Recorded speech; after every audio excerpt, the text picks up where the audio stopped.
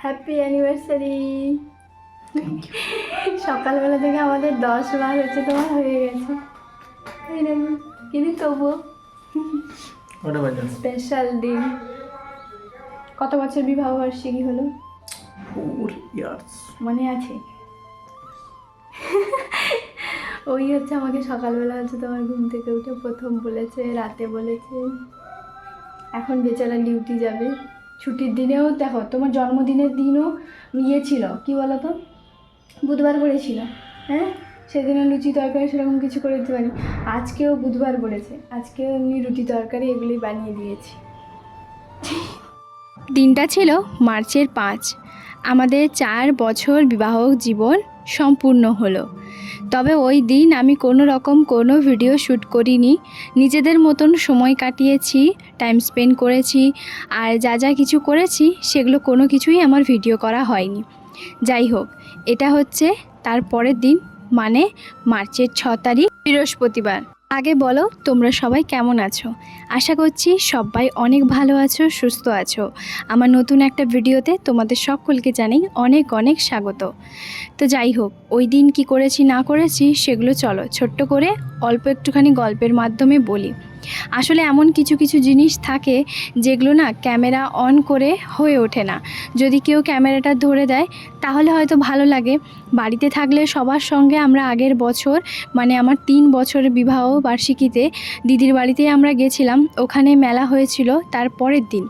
তো সেই ভাঙা মেলাতে আমরা যখন যাই, সেই ভাঙা মেলাতে জামাইবু, দিদি, মা, বাবা সবাই মিলে হচ্ছে আমাকে আর তোমাদের দাদাভাইকে অনেক সারপ্রাইজ দিয়েছে। কারণ হচ্ছে কেক কাটিং থেকে শুরু করে অনেক ধরনের নানান পদ, খাওয়া দাওয়া, তারপরে হচ্ছে তোমার অনেক গেস্টকে ডাকা, গিফট পাওয়া, কেক কাটিং, মালা বদল, সিঁদুর দান সব কিছুই হয়েছে। হ্যাঁ, যেটা বলতেই ভুলে গেলাম, সবচেয়ে স্মরণীয় হচ্ছে তোমার যেটা থাকবে সেটা হচ্ছে রাধা গোকুলানন্দ মন্দিরে আমাদের বিয়ে দেওয়া হয়েছিল পুরোহিত ডেকে। মিতাদির ঘরে হচ্ছে তোমার ব্রাহ্মণ লোক, আর ওদের ঘরে জামাইবুই হচ্ছে আমাদের আবারও হচ্ছে তোমার বিয়ে দিয়েছিল। সিঁদুর দান থেকে শুরু করে লজ্জাবস্ত্র, মানে সব কিছু। এতটা সবাই মিলে মজা করেছি আগের বছর। তবে এবছর যেহেতু আমাদের 4 বছর বিবাহ জীবন সম্পূর্ণ হলো, তবে 4 বছর আমরা নিজেদের মতন একটুখানি টাইম স্পেন্ড করেছি। আর সত্যি কথা বলতে আমার বর না একটুখানি লাজুক, মানে ক্যামেরা অন করে ওর কোনো কিছুই হচ্ছে তোমার ও করতে চায় না। তো অনেকেই হচ্ছে তোমার কেউ যদি ফোনটা ধরে দেয় তাহলে হচ্ছে তোমার কী বলো তো একটু সুবিধে হয়। কারণ ক্যামেরা অন করে তারপরে ওকে আমি বলবো তুমি আমাকে সিঁদুর পরাও, আমি তোমাকে প্রণাম করছি, তুমি আমাকে এ করো, তো এইগুলো না একটা হয়ে ওঠে না। তো আমি শুধু একা নয়, আমার মতন এরকম অনেকেই আছে জানি, তো তারা পারে না সবটা ক্যামেরা অন করে। তো যাই হোক, এদিকে দেখো সংসারে সমস্ত কিছু সকালবেলা থেকে বাসি ঘরের কাজ এক এক করে কিন্তু শুরু করে দিয়েছি। তবে জানো তো, আমার বিয়েটা হচ্ছে তোমার মার্চের 5, ফাল্গুনের 20-তে যেহেতু হয়েছিল, আর তার কটা দিন পর হচ্ছে আমাদের শ্বশুরবাড়ির গ্রামে দোলযাত্রা হয়। মানে আমার বিয়ের প্রায় 23 থেকে 24 দিন পর দোলযাত্রা হয়। ওখানে দোল পূর্ণিমাতে বেশ অনেক বড় অনুষ্ঠান হয়, বাতাসা হরিলোট সমস্ত কিছু হয়। প্রায় বলতে পারো 5 থেকে 6 দিন ধরে অনুষ্ঠান হয়। তবে আমরা প্রথম বছর ওই মেলাতে গেছিলাম, দ্বিতীয় বছরও হচ্ছে তোমার গেছিলাম, তৃতীয় বছরও আমরা গেছিলাম। তবে এবছরটা আমরা যাব কি যাব না সেটা আমি তোমাদেরকে পরের ভিডিওতে বলে দেব। আসলে বাড়ির সবাইকে আমরা এখানেই ডেকেছিলাম যে তোমরা আসো, তাহলে ছোটোখাটো আমরা সবাই মিলে আমার বিবাহ বার্ষিকটা সেলিব্রেশন করব। কারণ সত্যি কথা বলতে বাবার তো এমনিতেই হচ্ছে তোমার কাজের প্রচুর চাপ, মায়ের স্কুলের রান্না, আর জামাইবুর এই সময় হচ্ছে তোমার সিজন, তো বুঝতেই পারছো ওরা হচ্ছে তোমার আসতেও পারবে না, আর আমরাও এই হচ্ছে তোমার এই সেলিব্রেশনের জন্য যেতেও পারবো না। তাই নিজেদের মতন যা করেছি সমস্তটাই হচ্ছে তোমার ভিডিও তো করতে পারলাম না, ভিডিও করলে অবশ্যই তোমাদের সঙ্গে শেয়ার করতাম। তবে সেগুলো যেহেতু ভিডিও করা হয়নি তাই আফসোস করেও আর কোনো লাভ নেই, সব কিছু তার আফসোস করলে হয় না। আর ওদিকে দেখো তোমাদের সঙ্গে গল্প করতে করতে রুম, রান্নাঘর, সিঁড়ি সবটাই হচ্ছে তোমার ঝাড় দিয়ে ভালো করে ঝাঁটাটাকে ধুয়ে ওইখানে শুকিয়ে দিয়েছি। কারণ আর 10-15 মিনিট পর ভালোভাবে শুকিয়ে যাবে। আমি কিন্তু রোজ দিন ঝাঁটা ধুই না, 2 থেকে 3 দিন পর পর হচ্ছে তোমার ঝাঁটা ধুয়ে দিই। তো যাই হোক, এদিকে দেখো কালকে তোমাদের দাদাভাই ওই কিছু খাওয়ার জিনিস ওইগুলো নিয়ে এসেছিলো, তো সেইগুলোই হচ্ছে তোমার প্যাকেটগুলো ওই জানলার কাছে হচ্ছে তোমার কী বলো তো রাখি। পরের দিন সকালবেলা উঠে আমি এগুলো কিন্তু সমস্ত কিছু ডাস্টবিনে হচ্ছে তোমার ফেলে দিই, যেহেতু রাতে নিয়ে আসে তো, আর রাতে আর বাইরে ছাদের বেরোই না, ওই তো সেই জন্য হচ্ছে আমি ওখানেই রেখে দিই পরের দিন সকালবেলা ডাস্টবিনে ফেলে দেওয়ার জন্য। যাই হোক, এদিকে বাসি ঘর সমস্ত কিছু ঝাড়টার দেওয়া হয়ে গেছে, এবার বাসি উঠোনটা ভালো করে একটুখানি জল দিয়ে ধুয়ে নিচ্ছি। আর শিলনোড়াটা তো জানো প্রতিদিন আমি হচ্ছে তোমার ধুয়ে দিই। আর জানো তো আমার এখানে যখন প্রথম বাবা মা এসেছিলো, আমার এখানেই ছাদের উপরে এখানে শিলনোড়াটা ছিল। তো শিলনোড়াটা না রোদে হচ্ছে তোমার এইভাবে শোয়ানো ছিল, তবে মা বাবা বলল যে এইভাবে নাকি শুইয়ে রাখতে নেই, বাবা বলল যে হচ্ছে তোমার শিলের ওপর হচ্ছে তোমার এইভাবে রোদ লাগাতে নেই বা নোড়াটাকে আলাদা করেও রাখতে নেই। তো সেই থেকেই আমি এখানেই রাখি, এখানেই আমার সুবিধে হয়। আসলে আমি জানতাম না, কোনো কিছু জিনিস জানতাম না, তো সেই জন্য বাবা আমাকে ভালো করে বলে দেওয়ার পর থেকে আমি কিন্তু ওই দরজার এক সাইডে এক কোনায় হচ্ছে তোমার রেখে দিই। আর এইভাবে হচ্ছে তোমার শিলনোড়া আর নোড়াটাকে একসঙ্গে রাখি, আলাদা করি না, কারণ মা আর বাচ্চাকে কখনোই আলাদা করতে নিই। তো যাই হোক, এই দিকে হচ্ছে তোমাদের দাদাভাই বাজারে গেছিলো, বাজার থেকে হচ্ছে তোমার চাল নিয়ে এসছে, মাছ সবজিপাতি যা যা ছিল না সেগুলো হচ্ছে ওকে বলে দিয়েছিলাম, তো ওইগুলো সে নিয়ে চলে এসেছে। আর এদিকে দেখো মাছটাকে ধুচ্ছি, প্যাকেট থেকে যখন মাছটা বের করি তখন মাছের মাথা দুটো দেখে আমার যে কি রাগ ধরেছিল, তখনই আমাকে ফট করে বলছে যে না না, রাগ ধরার কোনো কারণ নেই, তুমি মাছের মাথাটাকে ভালো করে ভেজে আজকে হচ্ছে তোমার দুপুরবেলা দুজন মিলে হচ্ছে তোমার খাবো, মাছ ভাজা, মাছের তরকারিতে আর দেবে না। তাই আমি বললাম ঠিক আছে, না যদি খাও তাহলে তো তোমার হবেই। রোজ দিন কিন্তু ওর মাছ দরকার, আর মাছ না হলে ও একটুখানি অসুবিধে হয়। তবে সত্যি কথা বলতে আমার রোজ দিন মাছ খাওয়া একদমই ভালো লাগে না, একদিন দুদিন 3 দিন ছাড় মাছ এরকম ঠিক আছে। তবে ওই যে মাছের মাথা দেখলেই আমার রাগ ধরে, কারণ আমার বরাবরের জন্য একটাই বিরক্তকর সেটা হচ্ছে মাছের মাথা। তবে আমার সঙ্গে সঙ্গে থাকতে থাকতে যে ওরও অভ্যাসটা হয়েছে সেটা নয়, ও প্রথম থেকেই মাছের মাথা একদমই পছন্দ করে না। আমাদের পছন্দ অপছন্দ দুজনেই প্রায় একই, তবে ইদানিং ওর সঙ্গে থাকতে থাকতে আমারও যেগুলো অপছন্দ ছিল পছন্দ হয়ে গেছে, আবার ওরও হচ্ছে তোমার যেগুলো অপছন্দ ছিল পছন্দ হয়ে গেছে। ওইটাকেই হচ্ছে তোমার স্বামী স্ত্রীর সম্পর্ক বলে, তাই না? দুজন যদি মানিয়ে গুছিয়ে শান্তিভাবে হচ্ছে তোমার সমস্ত কিছু অ্যাডজাস্ট করে হচ্ছে তোমার নিই, তাহলেই তো সম্পর্ক ভালো থাকে। আমার এই মানুষটা আমাকে এত ভালোভাবে আগলে যত্নে হচ্ছে তোমার রেখেছে, আমি তোমাদেরকে ভাষায় বলে বোঝাতে পারবো না। সত্যি কথা বলতে অনেক কিছু কথা বলতে চাই কিন্তু বলতে পারি না, আর এর ব্যাপারে আমি যতই বলি না কেন ততই কম হবে, কারণ ও খুব শান্ত শিষ্ট স্বভাবের একটা, আর আমি খুব ছটপটে প্রকৃতির একটা মেয়ে। আমাকে যে এইভাবে অগোছালো মেয়েটাকে সুন্দর করে গুছিয়ে রাখে, সত্যি আমি এর জন্যই অনেক ধন্য, অনেক কৃতজ্ঞ। তবে জোর গলায় একটা কথা বলতে পারি, ওর মতন জীবনসঙ্গী পেয়ে সত্যি আমি নিজেকে অনেক ভাগ্যবতী মনে করি। তো এদিকে দেখো মাছটাকেও ভালো করে ধোয়া হয়ে গেছে, নুন হলুদ মাখিয়ে দিয়েছি। আর এদিকে যেই আমি চালের বস্তাটা হচ্ছে তোমার ডাব্বার মধ্যে ঢালতে এসেছি, আমাকে বলছে আমাকে দাও, আমি ঢালছি। আমি বললাম না, এই ছোটোখাটো জিনিস আমিও করতে পারবো, সবটা যে তোমার দ্বারা হচ্ছে সম্ভব তাও নয়, আমার দ্বারাও সম্ভব।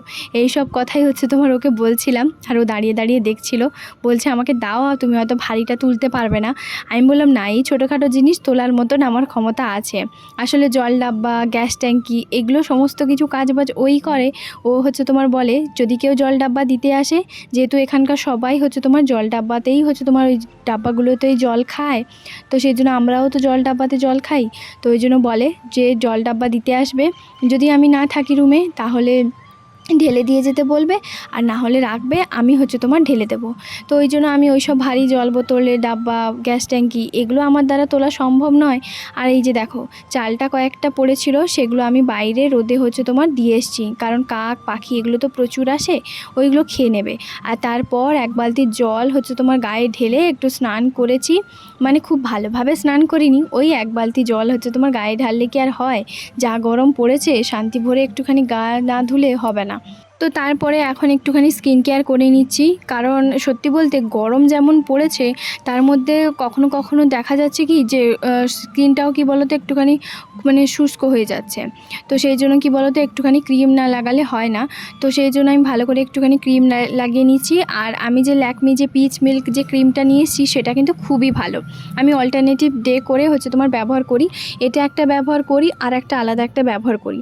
সকালবেলা রোজ দিনের মতন ঘুম থেকে উঠে গরম জল খেয়েছিলাম, তারপর থেকে তো আর কিছু খাওয়া দাওয়া হয়নি। ঘর ঝাড় দেওয়া, ঘর মোছা, যা যা কাজগুলো ছিল সব কিছু তো করেছি। এখন যেন প্রচণ্ড পরিমাণে খিদে পাচ্ছে, তাই এখন খাবারটাকে বেড়ে নেব। আর সকালবেলা রুটি তরকারি আর হচ্ছে তোমার করেছিলাম সিমুই। দিনে দুধটা ছিল, তাই ভাবলাম যে আজকে তাহলে একটু সিমই করে নিই। কারণ সত্যি বলতে ও না সিমই খেতে এখন দেখছি ভীষণ ভালোবাসে। আগে ছিল সুজি, যেটা কমন খাবার সেটা হচ্ছে তোমার সুজি ছিল, আর এখন হয়েছে সিমই। মানে ওর যেটা ভালো খাবার পছন্দ সেটা ওকে রোজ দিন নয়, একদিন ছাড় ছাড় করে বানিয়ে দিলে না ও দেখি বেশ খুশি হয়। আর এই জন্যই হচ্ছে তোমার এই যে দেখো সিমই বানিয়েছিলাম, আর আমার জন্য একটু মতো রেখেছিলাম। কারণ আমার সিমইটা হচ্ছে কি বলতো, ওই খালি মুখে হচ্ছে একটু রুটি মুড়ি এগুলো দিয়ে কিন্তু বেশ ভালো লাগে খেতে। তরকারিটা ভেবেছিলাম রাখবো না, আর তরকারিটা একটু বেশি হয়ে গেছিলো। তো ওকে একবার বলেছিলাম, জানো তো তোমার জন্য আমি তরকারি হচ্ছে তোমার সবটা দিয়ে দিই, আমি জানো তো চা দিয়ে রুটি খেতে আমার বেশ ভালো লাগে। এই কথাটা শুনে তারপর থেকে যখনই হচ্ছে ওর জন্য খাবার দাবার হচ্ছে তোমার রেডি করে রাখি, তখনই আমাকে বলে, দেখি তোমার জন্য রেখেছো কি না, তুমি আমাকে সবটা দিয়ে দাও, নিজে হচ্ছে তোমার ওই চা দিয়ে রুটি ভালো লাগে নাকি। তো সেই জন্যই যে দেখো সব কিছুই এখন নিয়ে নিয়েছি, যা যা রেখেছিলাম। আর বেশ অনেকটা পরিমাণে আজকে তরকারি বানিয়েছিলাম, তো তার জন্য একটু বেশি আছে। চলো এখন খেয়ে নিই। খাওয়া দাওয়া করার পরে এখন এসছি হচ্ছে তোমার এই যে মশলাগুলোকে হচ্ছে তোমার পেস্ট করব। আজকে যেহেতু কাতলা মাছ নিয়ে এসছে, তাই ভাবলাম দই কাতলা বানাবো। তো আগের দিনের ফ্রিজে একটুখানি দইটা রেখেছিলাম, তো সেই জন্য ভাবলাম যে চলো ওই দইটা দিয়ে একটুখানি দই কাতলাই বানাই। দই কাতলাটা না বেশ ভালো লাগে খেতে। তো তার জন্য যা যা লাগে সমস্ত কিছু করছি। আর এদিকে কারেন্টটাও চলে গেছে। এক কাজ করতে গিয়ে যদি আর এক কাজ হয়ে যায় না, সে আর কি বলবো। ওইদিকে হচ্ছে তোমার কড়াইটা বসিয়ে দিয়ে আলু তারপরে মাছ এগুলো সমস্ত কিছু রেডি করে এক সাইডে রেখে দিয়েছি। আর এরপর আমি হচ্ছে তোমার তেলটা দিলাম, আর তারপর তেলটা গরম হলে এক এক করে মাছগুলো ভেজে নেব। যেহেতু মাছগুলো ভাজতে একটুখানি সময় লাগে, যা ছোটো যে তেলের যে কন্টেনারটা সেটা শেষ হয়ে গেছে। এদিকে দেখো কারেন্টটাও চলে এসেছে, কারণ আমি লাইটটা হচ্ছে তোমার সুইচ দিয়ে রেখেছিলাম। যেই দেখেছি কারেন্ট চলে এসেছে এখন হচ্ছে পেঁয়াজ আর টমেটো রসুন এগুলো যা যা পেস্ট লাগে সেগুলো পেস্ট করতে। চলো এখন এক এক করে বানাই। আর এরপর এই যে দেখো দইটা প্যাকেট থেকে বের করে এর মধ্যে নুন হলুদ লঙ্কার গুঁড়ো একটু হচ্ছে তোমার সমস্ত কিছু মশলাপাতি দিয়ে ভালো করে এটাকে একটুখানি মিশিয়ে নেব।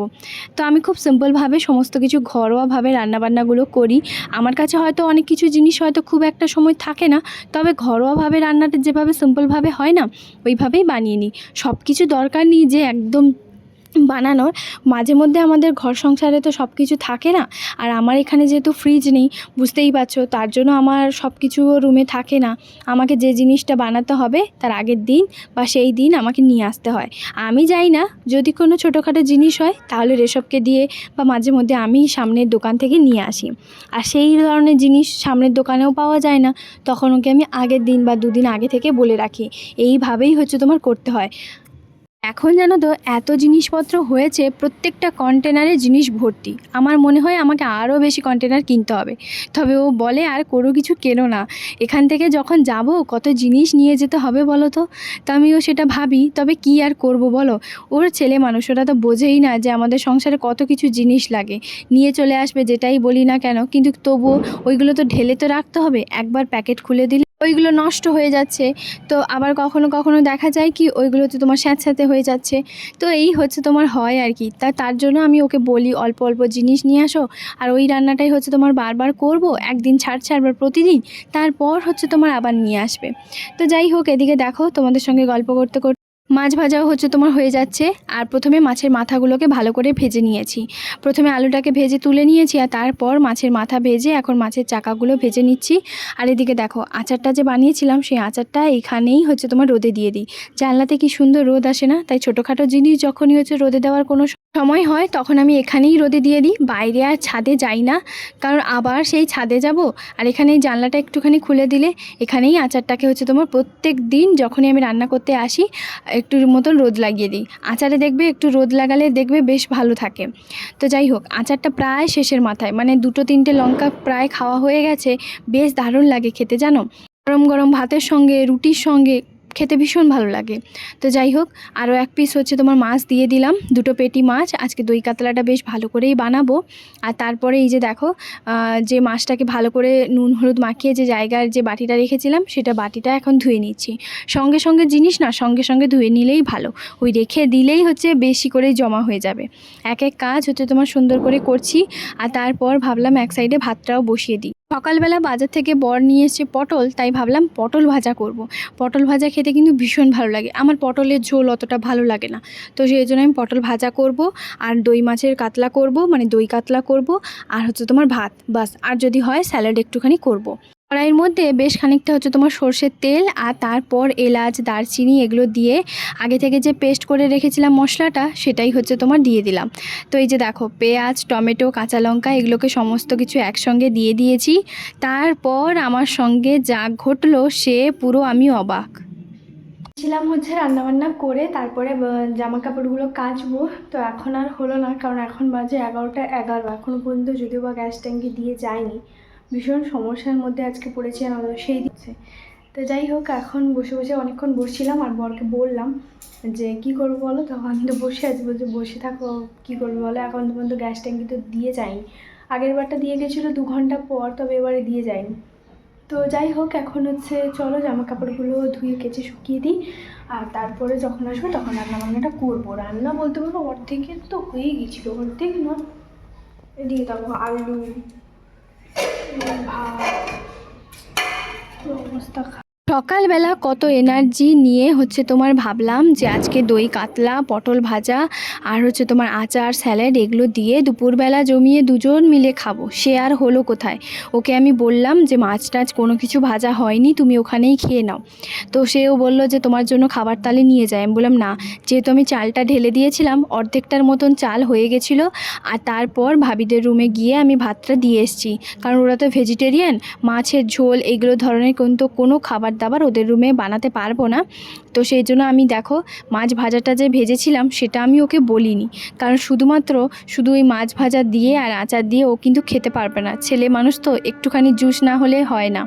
তো ওকে মিথ্যে কথা আজকে বলেছি, কি আর করব। কখনো কখনো এই ধরনের খাবার দাবার আমার তো বেশ ভালো লাগে, তবে ছেলেদের দেখবে শুকনো খাবার দাবার ভালো লাগে না। তবে ও যদি শুনতো এই কথাটা, ও কিন্তু চলে আসতো, বলতো আমি মাছ ভাজা দিয়ে আমি খেয়ে নেব। তবে আমি চাই না যে ওইভাবে শুকনো ভাত আর হচ্ছে তোমার মাছ ভাজা দিয়ে খাক। তবে জানো তো, অল্প একটুখানি রুমে ঘি ছিল, ঘিটা দিয়েছি, লঙ্কা আর মাছ ভাজা দিয়ে দারুণ জমিয়ে খেলাম।